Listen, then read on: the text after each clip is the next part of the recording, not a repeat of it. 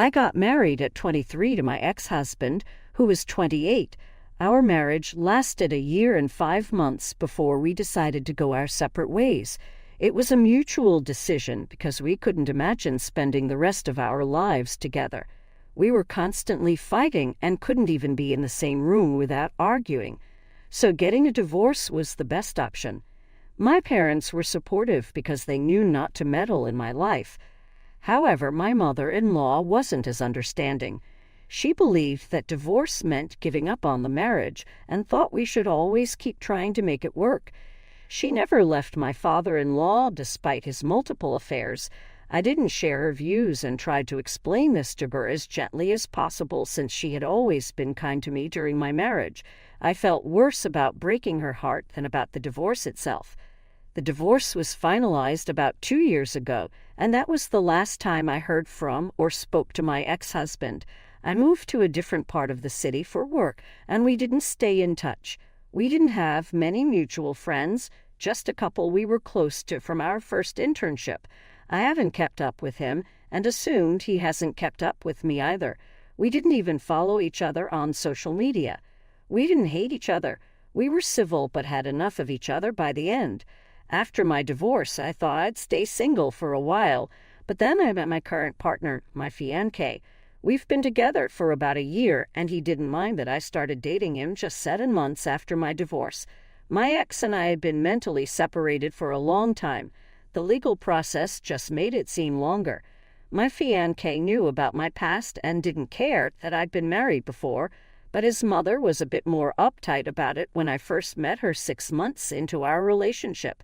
She was poly, but closed off and didn't warm up to me despite meeting me a few more times. So I decided to just go with the flow. If she eventually liked me, great. If not, at least I tried. Then came the pregnancy. My fiancé and I found out I was pregnant 4 weeks in, and I decided to keep the baby. He was thrilled, even though we'd only been together for a short while and weren't married. None of that mattered to him. He knew deep down that I was the one for him, and I felt the same way. We didn't rush into marriage because I didn't want another wedding so soon. My fiancé respected my feelings, especially since my emotions and hormones were all over the place during the pregnancy. I didn't want to agree to something and then regret it later. I might feel differently about marriage once the baby is born. I didn't think it was a good idea to jump from one marriage to another.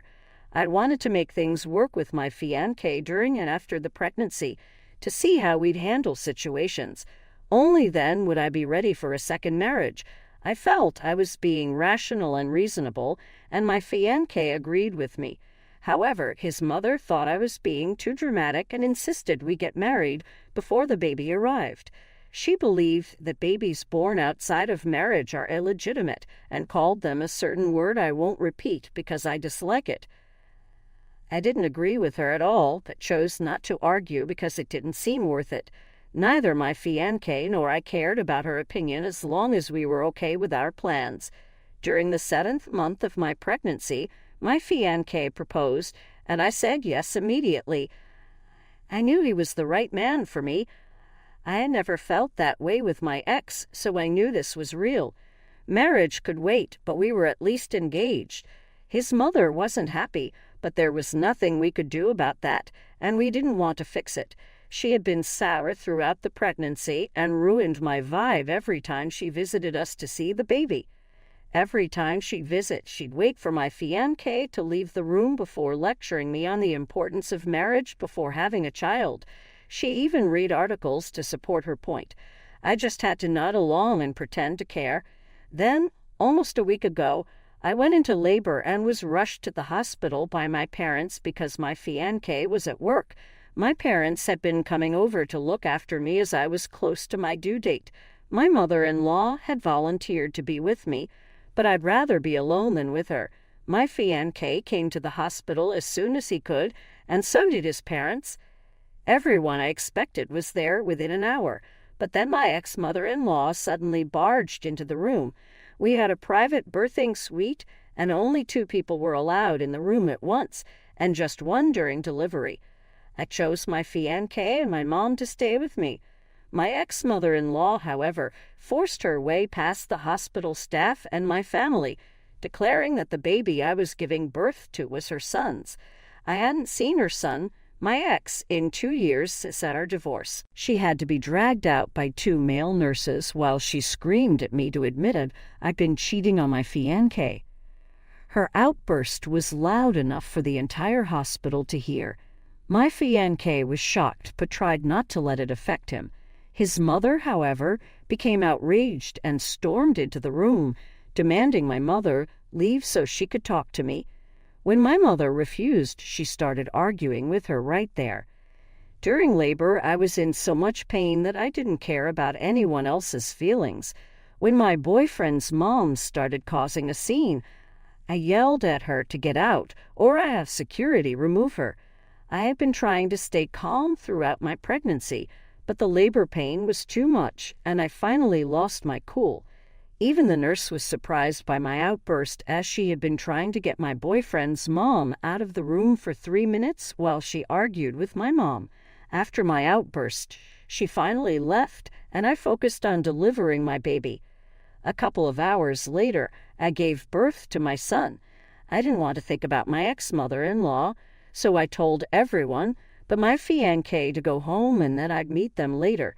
It was past midnight by then, and my fiancé was incredibly supportive, staying with me and taking care of me throughout the night. The next day, when we got home, I told my fiancé I didn't want to see his mother for a few days. He seemed surprised, thinking she liked me, but he assured me he'd keep her away until I was ready. After being discharged, it was time to talk to my ex and understand what his mother had been up to. With my fiancé by my side, I called my ex. He answered, likely expecting my call. He explained that he had been seeing someone with a similar name to mine and had been keeping it a secret from his mother. My ex had been avoiding introducing his new girlfriend to his mom because she kept pestering him about getting married and having kids. His mom mistakenly assumed that he and I had gotten back together after she overheard him talking to his girlfriend on the phone. Our names sound similar, so she thought he was talking to me. Since then, she had been asking about me, and my ex let her believe we were together to stop her constant nagging about marriage and kids. He even told her I needed time to adjust and that it would be best if she stayed away from me for a while, which is why she hadn't contacted me. Unfortunately, that day at the hospital, my ex's aunt was also there for a checkup. I've only seen her a few times, but since she and my ex's mom are close, she also believed I was back with my ex.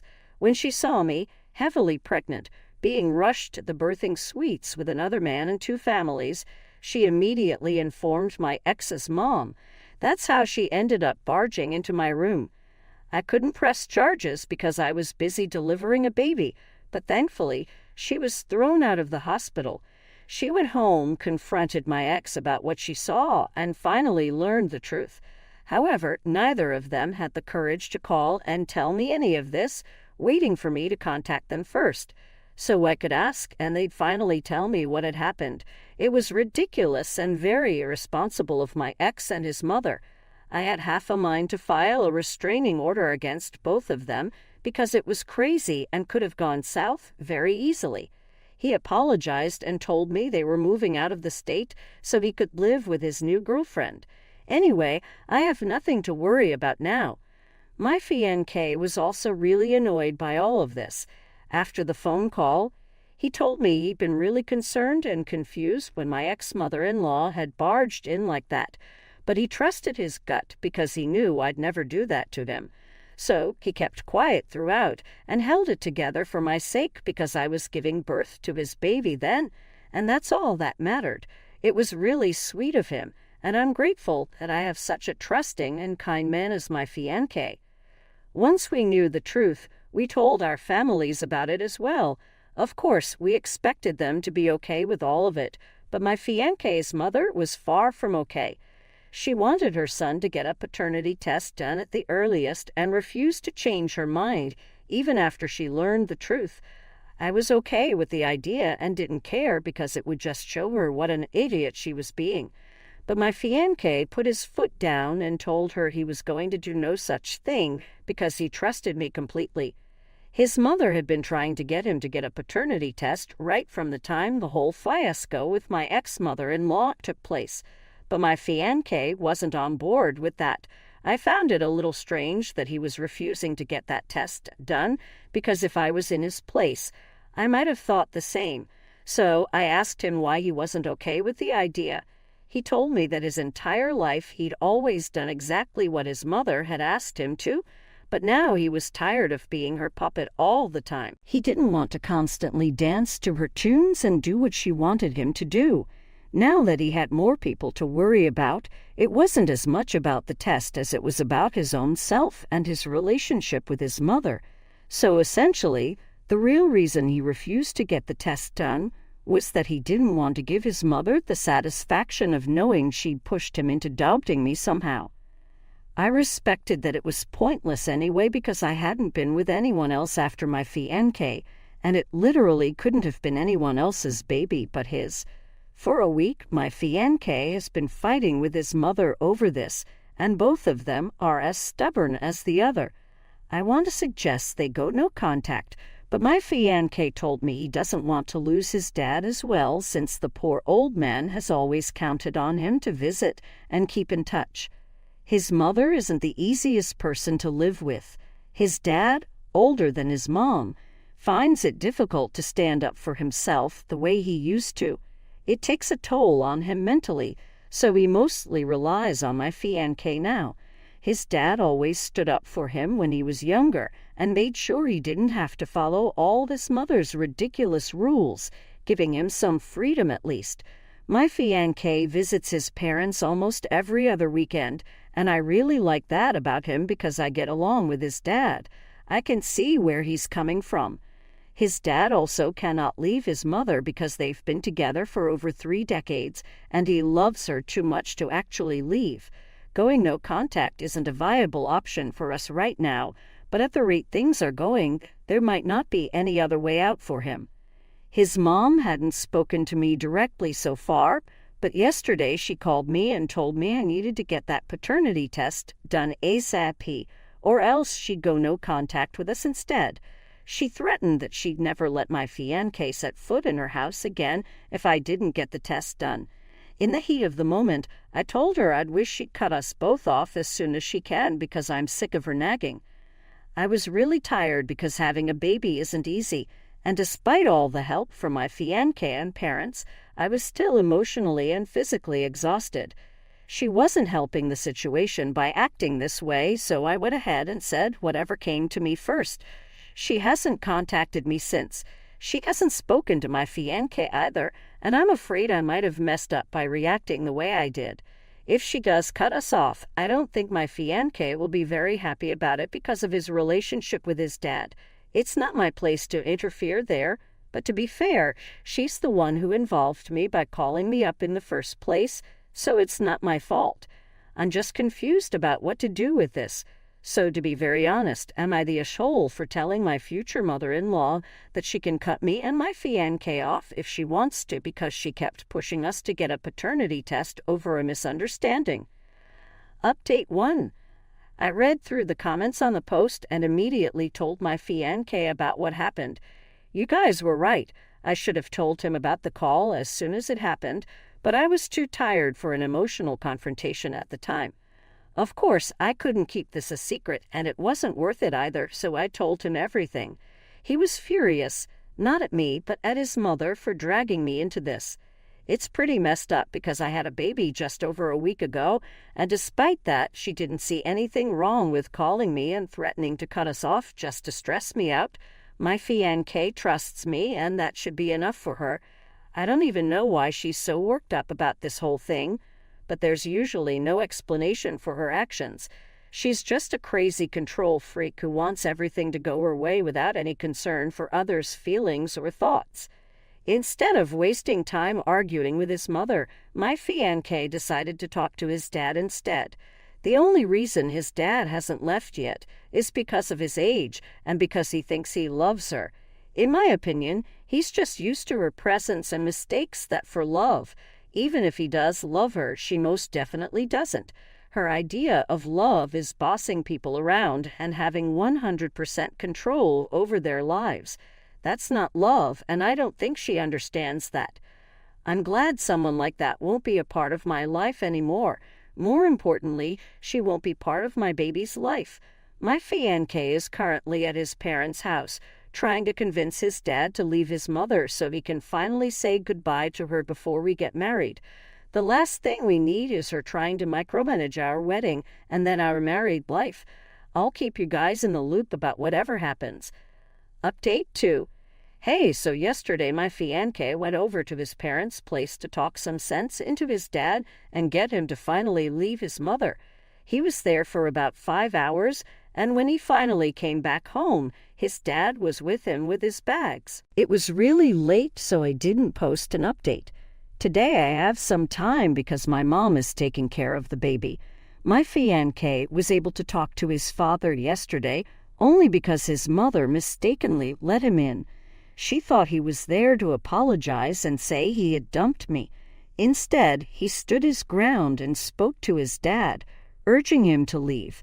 She didn't call the cops because she was too worried about her image and reputation among her friends. The most she could do was scream to drown out his voice. His father was conflicted and unsure of what to do, but gradually my fiancé got through to him. He realized he couldn't stay with his wife anymore. Their marriage had been over for a long time, but he hadn't seen it because he was so in love with her. Sadly, those feelings weren't mutual. She just wanted to control them, mistaking it for love. My future father-in-law finally decided to leave, leading to a huge fight with his wife. After a long verbal argument, he gave up and started packing his bags while she continued to shout and threaten that she'd never take him back. It didn't matter, though. He had made up his mind. Once his bags were packed, she let them leave, slamming the door hard after they were gone. Now his father is living with us, along with my parents. It's a bit crowded, but I love it because I've always wanted a big family. They all help with the baby and chores, so I have no complaints. I'm being treated like a princess now. Unfortunately, my mother-in-law won't see or be a part of this due to her stubbornness. It sucks to be her, but she can't help it. Here's a short update. It's been almost a month since my fiancé and I got married. We had an intimate and beautiful ceremony 2 weeks ago with close family and friends. My father-in-law is in the middle of a divorce, and my mother-in-law still isn't talking to us. However, everyone, including me, is happier without her. She thinks she's punishing us by cutting us off, but we don't care. It's just sad for her. At least my family is happy, and that's what matters. Stay tuned for more stories from Revenge Remini. I'm a 34-year-old widowed woman. During the last year of the pandemic, my husband died of COVID-19. We had 3 children together. Financially, I can manage the household on my own. The small amount of monetary help we receive from my husband's workplace goes into our savings account for any unexpected expenses. It's been almost a year since his passing, and things have become really hard for me, both emotionally and because of my children's closeness to their grandparents. I need to maintain a relationship with them, even though they have always been passive-aggressive toward me after my husband's death. They believe they have a claim over everything that belonged to my husband, which is legally incorrect. Everything that belonged to him now belongs to me and our children. My mother-in-law, 59, is more aggressive than my father-in-law. After his son's death, he changed somewhat and got really close to our 3 children.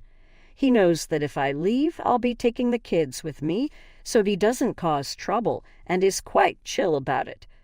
According to my husband's will, the land and assets he inherited from his grandfather, along with other assets and cash, are to go to me after his death.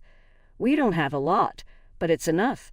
Raising 3 kids and myself isn't easy, and half the money will go to college tuition. So, in the long term, the money and assets aren't really that much for us. Things between my mother-in-law and father-in-law were never good. I don't know how she won over his heart, but from what I understand, they got married because she was pregnant with their first child. They had a total of 4 children. Because of their strained relationship, my husband's grandpa gave his assets to his grandchildren instead. My father-in-law was unreliable, with no good paying or stable job, and he wasn't a good father or person. My mother-in-law always expected to gain a fortune through my husband. She constantly eyed the assets he inherited and those he created himself. If she had been a nicer and kinder person, I might have considered her wishes, but she was neither of those things. In fact, she never liked me or wanted me around, so I decided to keep my distance. The only reason she is kind to my children is because of her own selfish desires. The other day, when I went to pick up my kids from her home, my mother-in-law stopped me on my way back to the car. Standing on her porch, she said she needed to talk to me about something related to my husband. She kept her words straightforward, saying that because she spent money raising her son, she deserves half of the inheritance he left. She made it very clear. When I refused to discuss her claims further, she accused me of being selfish for taking everything. She then threatened me, reminding me how she helped me get a job when I was on the brink of homelessness with my kids. She said she would tell my boss to fire me and take me to court to ruin my life. She emphasized her closeness with my boss, boasting about their friendship and how easily she could get me fired.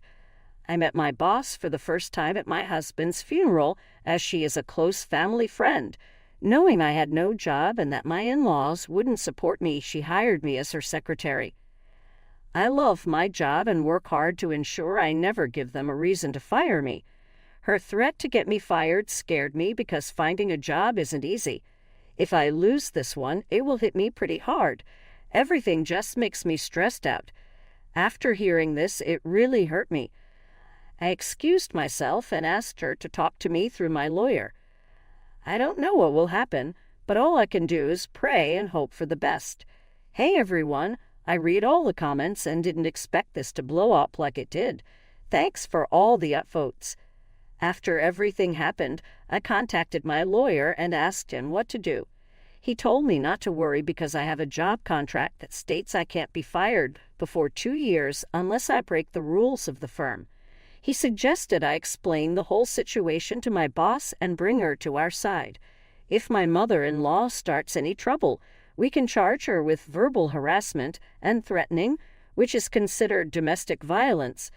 This means we can get a restraining order and sue her in court.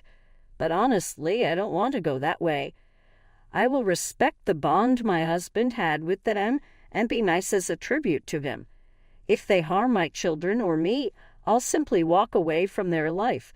Our absence will affect them more than anything else. After meeting with my lawyer and finding a solution, I went straight to my boss's office the next day. I fixed a meeting with her and explained the situation. She looked worried and told me a bit about her friendship with my mother-in-law. They were just normal friends whose sons grew up together. She also shared how my husband was like a son to her, and they were great friends. She lost her son in a school violence incident and always kept in contact with my husband to feel close to him. She also told me that I was offered the job because of my own capability, not because I was a family friend. She assured me that nothing other than unprofessional behavior during office hours could jeopardize my job. Feeling secure about my job, I thought things would settle down.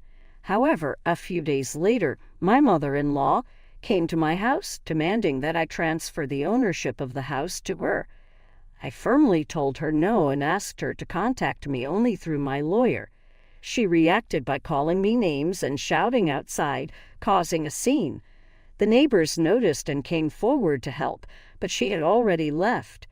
She returned in the evening, threatening not to leave my property until I signed some papers she brought. It was a complete disaster. I called the cops and she was arrested for trespassing on my property. My father-in-law bailed her out of jail, but now she has signed an agreement never to contact me or my kids again. She is also prohibited from coming within 100 feet of us. If my father-in-law tries anything, He could be put in jail, too. He's heartbroken that he won't see his grandchildren for a while, but it's safer this way. It's better for me to stay away from their money-hungry behavior. All our family members who have good relationships with me have blacklisted them, and our friends have done the same. My boss found out about it when my mother-in-law contacted her to try to get me fired. She refused and has been avoiding her calls since. That's really all for now. The fact that you think you're the a-hole speaks volumes about your self-esteem. No, you are not the a-hole and never will be in the eyes of a sane, nice person.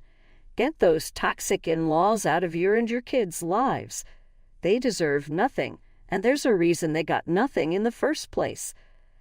I see that you respect your husband a lot, but their presence will only expose you to toxic environments and harm your and your kids' mental health.